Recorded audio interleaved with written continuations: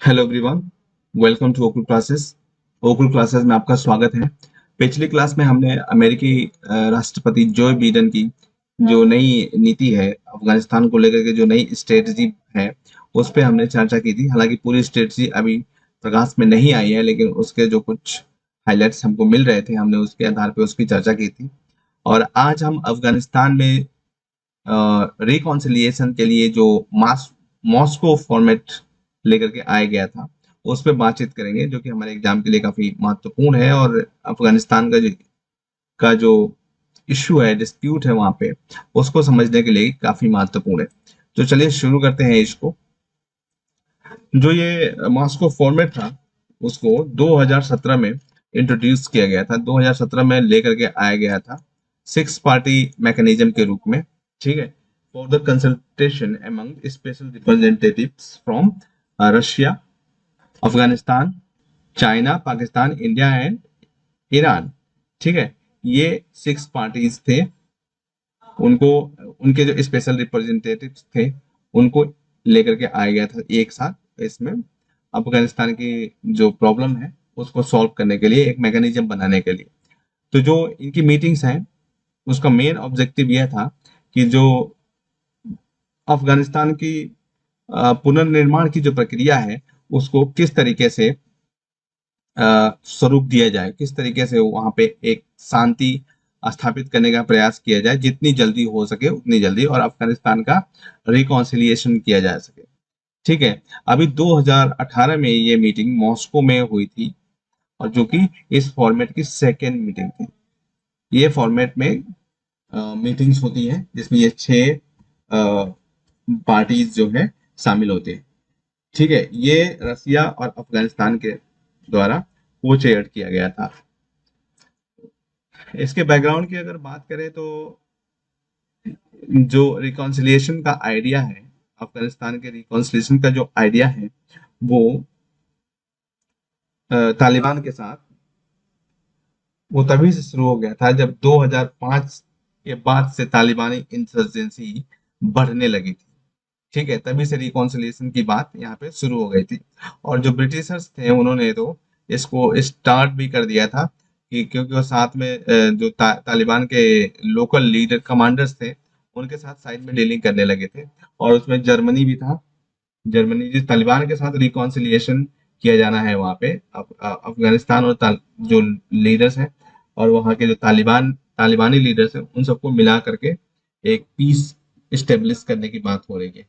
ठीक है, एक बीच का रास्ता निकालने की कोशिश की जा रही है। तो ब्रिटिशर्स ने वहां पे शुरू कर दिया था बातचीत, और साथ ही जर्मनी का उसमें सहयोग मिल रहा था, नॉर्वे का भी सहयोग मिल रहा था। उसके बाद से यूएस ने भी इसमें एक पॉलिटिकल आउटकम के लिए यूएस को भी इसमें लेकर के आया गया है। ठीक है, 2008 में जब बराक ओबामा वहां के प्रेसिडेंट नियुक्त किए गए थे, तो उन्होंने पूरे जो यूएस अफगानिस्तान पॉलिसी है, उसको फुल स्केल रिव्यू पे डाला था, और फुल स्केल रिव्यू उसकी करानी शुरू करी थी। ठीक है, जो ऑपरेशन एंडोरिंग फ्रीडम था, एंडोरिंग फ्रीडम जो ऑपरेशन था, इसको यूएस का जो ग्लोबल वॉर ऑन टेररिज्म जो शुरू किया गया था 2003 में अफगानिस्तान पर हमला करके, ठीक है, उसको कहा जाता है।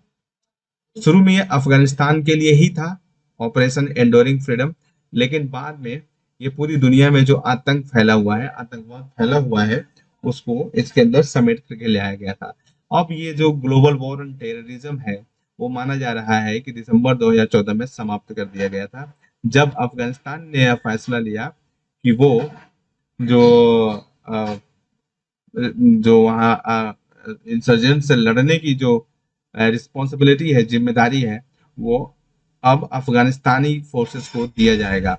ठीक है, और वो वहां पे ऐसा तब किया गया जब वहां पे इंसर्जेंसी गेन कर रही थी, मतलब इंसर्जेंसी बढ़ रही थी अब तालिबानियों की, तब अफगान फोर्सेस को वो हैंड ओवर करने की बात शुरू कर दी गई थी। मतलब वो लड़ेंगे अब वहां पे इंसर्जेंट से अफगानिस्तान को। जैसे कि आप देखते होंगे कि इंडिया की आर्मी भी वहां पे अफगानिस्तानी सिक्योरिटी पर्सनल को ट्रेन करने में लगी हुई है। तो ये प्रक्रिया वहां पर शुरू हो गई थी।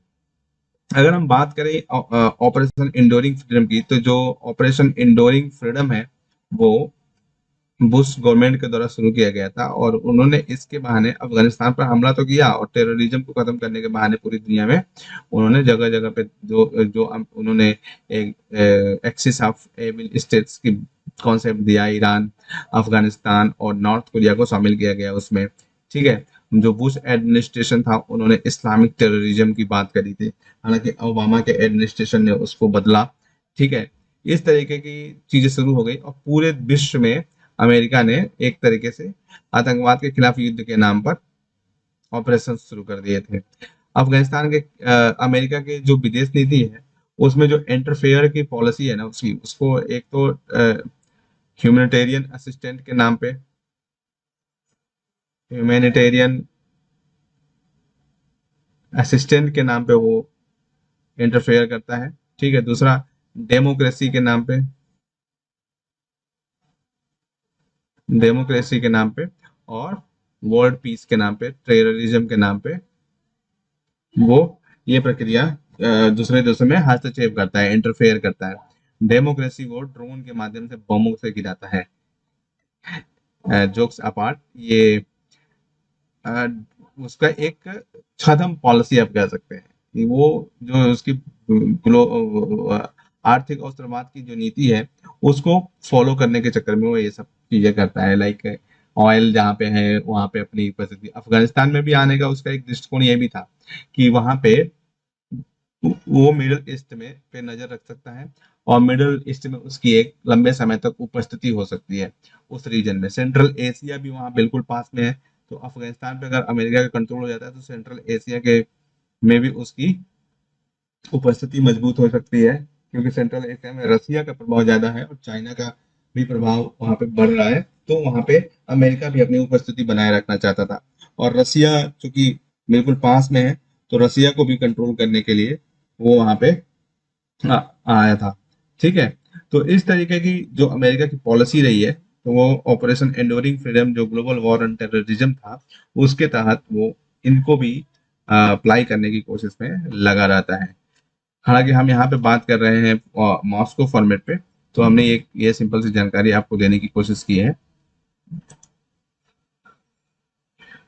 अब वहां पे जो इंसर्जेंसी चल रही है तालिबान के द्वारा, ठीक है, वो रुक सकती है क्या वहां पे? ऐसा हो सकता है कि वो इंसर्जेंसी रोक दी जाए, लेकिन उसमें जो एक बहुत बड़ा कांटा है वो पाकिस्तान है। पाकिस्तान जो है इनको तालिबानियों को सपोर्ट करता है, पाकिस्तान के आईएसआई वाले भी हैं, वो तालिबानियों को सपोर्ट करते हैं। ठीक है, और जो अमेरिका की कैरेट एंड स्टिक पॉलिसी है उस पे वो का अमेरिका पाकिस्तान को लगभग $33 बिलियन तक दे चुका है कि वो अ, जो आतंकवाद है उससे निपटने की का प्रयास करे। लेकिन पाकिस्तान ने अभी तक अपनी नीति को बदला नहीं, वो अमेरिका का भरपूर दोहन करता रहा। अमेरिका ने उसकी सॉवरेंटी को भी एक बार जो लादेन को मारने के लिए, बराक ओबामा के टाइम पे लादेन को मारने के लिए अमेरिका नेवी सील के जो कमांडोज थे वो घुस गए थे पाकिस्तान में। ठीक है, तो ये एक तरीके से पाकिस्तान का जो ड्वेल स्टैंडर्ड है वो काफी इस रीजन के लिए घातक बना हुआ है। ठीक है, अब यहाँ पे निगोशिएशन तो शुरू हुई थी दोनों के बीच में, तालिबानियों के बीच में और अब यूएस के बीच में निगोशिएशन शुरू हुई थी 2013 में, और तालिबान का एक ऑफिस भी खोला गया था दोहा में जून 2013 में। ठीक है, और वो बातचीत को आगे बढ़ाने के लिए, पीस प्रक्रिया को आगे बढ़ाने के लिए ये बात ऑफिस खोला गया था वहां पे। लेकिन बाद में उस ऑफिस को बंद कर दिया गया था यूएस के ही प्रेशर में और अफगानिस्तान गवर्नमेंट के प्रेशर में, क्योंकि उस बातचीत में जो का जो पेस था ना, जो गति थी, वो काफी स्लो थी और उसका कोई जो है बहुत बढ़िया आउटकम भी नहीं निकल रहा था। इसलिए भी अमेरिका ने उस बातचीत की प्रक्रिया को वहीं पर रोक दिया, और तालिबान के साथ जो बातचीत थी वो वहां पे रुक गई। और ये इस क्षेत्र में जो है शांति स्थापित करने के लिए कुछ नए इनिशिएटिव्स भी लेकर के अमेरिका आया था, जिसमें कि एक क्वाड्रिलेटरल कोऑर्डिनेशन ग्रुप बनाया गया था। क्वाड्रिलेटरल कोऑर्डिनेशन ग्रुप में यूएस, चाइना, पाकिस्तान और अफगानिस्तान को शामिल किया गया था, जो 2016 में लॉन्च किया गया था। और ये एक तरीके से पाकिस्तान का एक रोड मैप था कि अपने जो जो पाकिस्तान का प्रभाव है अफगानिस्तान में, उसको यूज करके तालिबानियों को बातचीत की टेबल पर लेकर के आए। तो ये कोऑर्डिनेटरल कोऑर्डिनेशन ग्रुप जो बनाया गया था, पाकिस्तान के इन्फ्लुएंस का प्रयोग करके तालिबानियों को बातचीत के लिए बुलाने का एक प्रयास था। ठीक है, लेकिन जो सिचुएशन थी वो बिल्कुल ही खराब होती जा रही थी। अफगान गवर्नमेंट पूरे जो कंट्री है ना, उसका मुश्किल से आधा ही कंट्रोल, मतलब आधा भी कंट्रोल नहीं करती, विथ 1/6 अंडर तालिबान। जो 1/6 है वो तालिबान के अंडर में जो था उसका। ठीक है, तो इसका कंट्रोल भी, गवर्नमेंट का कंट्रोल भी काफी सीमित था उस पे। अफगानिस्तान के जो कंट्रोल है वो भी अभी भी गवर्नमेंट का कंट्रोल काफी कमी एरियाज पे है। अब जो प्रेसिडेंट डोनाल्ड ट्रंप आए थे ओबामा के बाद में, उनकी जो साउथ एशिया की पॉलिसी थी वो 2017 में उन्होंने अनाउंस करी थी। तो उनका जो लक्ष्य था उसमें ये था कि जो यूएस और नाटो की प्रेजेंस है वो वहां पर रखी जाए अफगानिस्तान में, और पाकिस्तान को मतलब चेताया जाए, चेतावनी दे करके अफगानिस्तान की जो क्षमता है, स्ट्रेंथ है, उसको, उसकी जो कैपेबिलिटी है, उसको बढ़ाने का प्रयास किया जाए। ये डोनाल्ड ट्रंप की साउथ एशिया पॉलिसी के तहत अनाउंस किया गया था, लेकिन ये पॉलिसी सफल नहीं रही।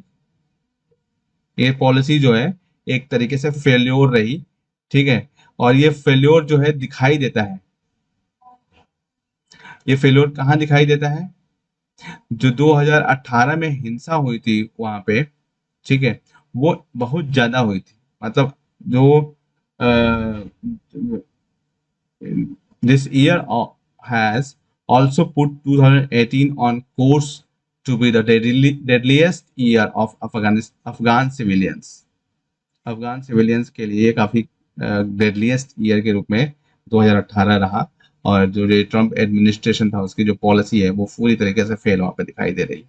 With an average of 9 people killed every day, हर दिन लगभग 9 लोग मारे जा रहे थे वहां पे, according to the UN data. UN के ही एक डेटा के आधार पर यह बात कही जा रही है कि वहां पे हर दिन 9 लोग मारे जा रहे थे। अब हम यहाँ पे एक एनालिसिस करते हैं इस पूरी जो हमने देखा है मॉस्को फॉर्मेट, उसके तहत हम एक यहाँ पे एनालिसिस करने की कोशिश कर रहे हैं। तो जो करंट ऑब्स्टेकल है अफगानिस्तान के पीस प्रोसेस में, उसमें हम देखते हैं कि एक तो तालिबान है। 2017 में जो हिंसा हुई थी वो काफी तेजी से बढ़ गई थी, with the Taliban carrying out a set of coordinated assaults around Afghanistan, rejecting an offer of 3 months ceasefire by President Ashraf Ghani and laying siege to the Ghazni city। 2017 की आपको घटना याद होगी कि जो तालिबानी थे उन्होंने गजनी सिटी को सीज कर लिया था। ठीक है, जबकि उस समय 3 महीने का जो सीज फायर का प्रोसेस था वो ऑन था, मतलब सीज फायर चल रहा था उस टाइम पे। उस टाइम पे तालिबानियों ने गजनी सिटी को अपने कब्जे में ले लिया था, और अफगान जो प्रेसिडेंट अशरफ गनी के द्वारा जो युद्ध विराम की घोषणा हुई थी, चल रहा था, उसको नजरअंदाज कर दिया गया था। तो 2017 में वायलेंस काफी बढ़ गया तालिबानियों का, और वो अभी तक जो है बढ़ता बढ़ता जा रहा है और यहाँ तक पहुंच चुका है। ठीक है, आज अभी आजकल भी तालिबान वहां पे काफी तेजी से इमर्ज कर रहे हैं। तो अमेरिका की अगर यही नीति रही इस तरीके से, तो तालिबानियों को वो सप्रेस नहीं हो पाएंगे, और इन फ्यूचर अगर वो अंतरिम गवर्नमेंट में आ भी जाते हैं तालिबानी, तो क्या गारंटी है कि वो गवर्नमेंट के साथ कोऑपरेशन ही करेंगे लंबे समय तक। ठीक है, और जो ऑब्स्टेकल है वो है एक पाकिस्तान। अफगानिस्तान सरकार ने पाकिस्तान पर यह आरोप लगाया है कि वो जो आतंकवादी हैं उनका इलाज करवाया जा रहा है उसके द्वारा। जो अफगानिस्तान और पाकिस्तान बॉर्डर है वहां पे टेररिस्ट का पाकिस्तान के द्वारा इलाज कराया जा रहा है, जबकि पाकिस्तान फाइटर्स जो हैं including from the Lashkar-e-Taiba were found to be among the insurgent operating on Afghanistan territory। ये देखिए यहाँ पे पाकिस्तान के जो फाइटर्स हैं वो लश्कर तैयबा के जो हैं वो भी अफगानिस्तान में जो विद्रोही हैं, जो विद्रोह करने वाले हैं, उनमें पाए गए हैं। यानी कि पाकिस्तान भी उन विद्रोहियों का साथ दे रहा है और एक तरफ वो पीस प्रोसेस में भी लगा हुआ है। तो आप देख सकते हैं कि पाकिस्तान का ड्यूअल स्टैंडर्ड कितना खतरनाक है इस रीजन के लिए, और वो किस तरीके से चीजों को बदलने की कोशिश हर तरीके से कर रहा है। उधर भी प्रॉक्सी वॉर ही कर रहा है एक तरीके से पाकिस्तान। सऊदी अरबिया भी एक जो है कांटा है। सऊदी अरबिया जो है इसके पास बहुत पैसा है और वो इसका उपयोग करता है। It is using its power to influence Pakistan and Taliban and their activities to involve Iran, its eastern frontier of Afghanistan। जो इसके पूर्वी फ्रंटियर है अफगानिस्तान का, वहां पर ये तालिबान और पाकिस्तान को के प्रभाव को की शक्ति को इन्फ्लुएंस करने के लिए अपने पावर का प्रयोग कर रहा है, और इसकी जो एक्टिविटी है उसमें ईरान भी शामिल किया गया है, और वो पूर्वी अफगानिस्तान के बॉर्डर पे ऐसी गतिविधियां कर रहा है। यूएस खुद भी एक बाधा है। The US administration collision course with Iran, ठीक है, ईरान के साथ जो टकराव चल रहा है वो भी एक बाधा है। is another hurdle to realizing its South Asia policy, as Iran is an alternative route for landlocked Afghanistan's trade route to the sea, which would help India's desire to circumvent Pakistan by developing the Chabahar port। तो Iran जो है south east Asia के साथ कैसे indirectly जुड़ा हुआ है, south Asia के साथ, क्योंकि जो इंडिया का जो चाबहार पोर्ट वहां पे बन रहा है, इंडिया की ये स्ट्रेटजी है कि इंडिया वहां से सेंट्रल एशिया में खुद को कनेक्ट करेगा और वहां अफगानिस्तान में भी खुद को कनेक्ट करेगा, क्योंकि पाकिस्तान जो है इंडिया को ट्रांजिट रूट नहीं देता है। तो ये इंडिया का सऊदी अरेबिया का, सॉरी, यूएस का जो ईरान के प्रति टकराव है वो उससे जो है ये चीजें बिगड़ रही हैं, खराब हो रही हैं। चाबहार पोर्ट अभी हाल ही में जो है लटक गया था, क्योंकि लटक जाने का मतलब है कि डिले हो गया था। तो ईरान ने कहा था कि हम अपना पोर्ट अब खुद बनाएंगे, ठीक है, आपसे हम सहयोग नहीं लेंगे, ऐसा ईरान ने बोला था। क्योंकि इंडिया जो है यूएस के सैंक्शन और रिस्ट्रिक्शंस की वजह से सपोर्ट्स इंडिया के कम हो गए थे, और इंडिया का जो पैसा देना था वो भी वहां पे कम होता जा रहा था। दूसरा, इस रीजन में जो यूएस और रशिया के बीच में तनाव है वो भी बढ़ रहा है। इससे क्या हो रहा है, जो दोनों के बीच में एक तरीके से प्रॉक्सी छदम, वो अफगानिस्तान एक छदम वो बन सकता है, स्पेस बन सकता है उनके लिए। दोनों के जो बीच कंपटीशन चल रहा है उसके लिए अफगानिस्तान, जैसा कि 1979 में जो अफगान वॉर हुआ था 1979 में कोल्ड वॉर के दौरान, वैसी सिचुएशन यहाँ पर बन सकती है। तो जो ये वॉर हुआ था 1979 के करीब, जो देतांत का पीरियड चल रहा था कोल्ड वॉर में, वहां पे वॉर हुआ था, तो उसमें उसमें ही अमेरिका ने अल कायदा को खड़ा किया था। अल-कायदा को अमेरिका ने और लश्कर तैयबा को खड़ा किया था, और ये दोनों जो है रसिया के खिलाफ लड़ रहे थे, अमेरिका का साथ देते हुए। अल-कायदा यानी कि ओसामा बिन लादेन और लश्कर तैयबा अमेरिका के द्वारा ही खड़ा किए गए थे, और वो दोनों खड़ा किए गए थे रशिया के खिलाफ। बाद में जब अमेरिका और वहां से चला गया तो ये लश्कर तैयबा, अल कायदा और ये जो लश्कर तैयबा है, अमेरिका ने इनका इनका दमन करना शुरू कर दिया, तो इनका दुश्मन जो है बाद में अमेरिका बन गया। तो the attack by Lashkar al-Qaeda and IS related terror groups have their roots in the larger war between Iran and Arab world।